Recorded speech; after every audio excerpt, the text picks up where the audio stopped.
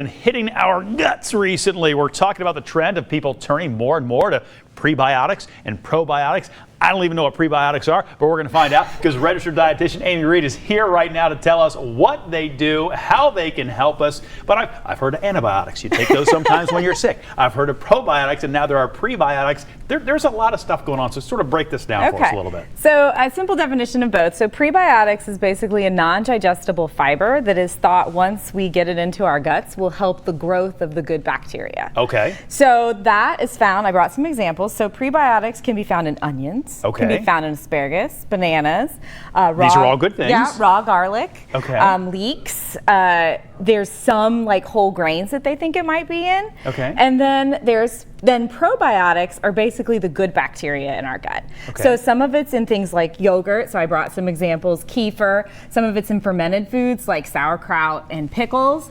There's also non-dairy yogurts that have live and active cultures in it. Okay. So we can ingest probiotics, but then they also are naturally living in our gut, and it's all thought to help to create the healthy gut, or now they're saying like our gut microbiome, which they're thinking is as unique to us as our fingerprint.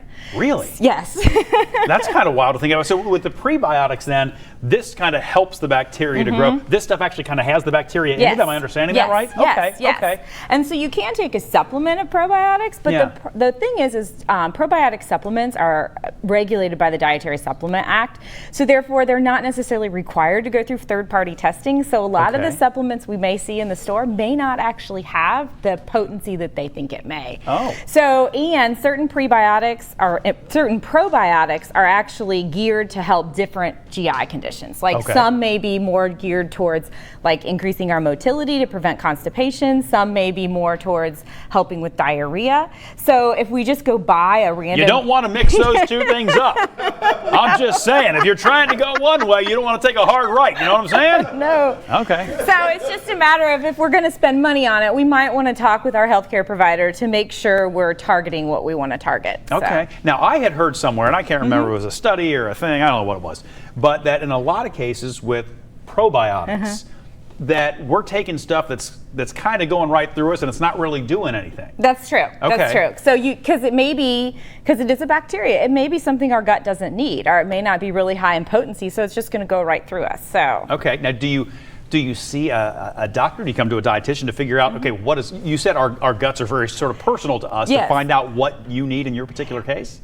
As of right now, the only way to test the microbiome is a research setting. But like there are some studies, there's been some studies in kids to show like if they are having a diarrheal illness, they might be prescribed probiotics to try to shorten the duration of it. Okay.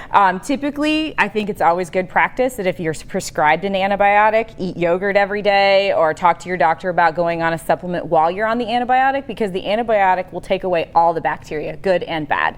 So it would be good to like be able to supplement the good while you're on an antibiotic. Do you feel like the best approach is probably to go with foods before you go to supplements? Yes. Okay. And that's with anything. I mean, you're going to get the best absorption from foods, and you know what's in the foods, and it also gives you all the other properties of that food that is beneficial to you. Awesome. As always, great information, Amy. We really appreciate you coming in. Thank you so much. All right, it's 9:19. Time for a look at the forecast. Here's Tara.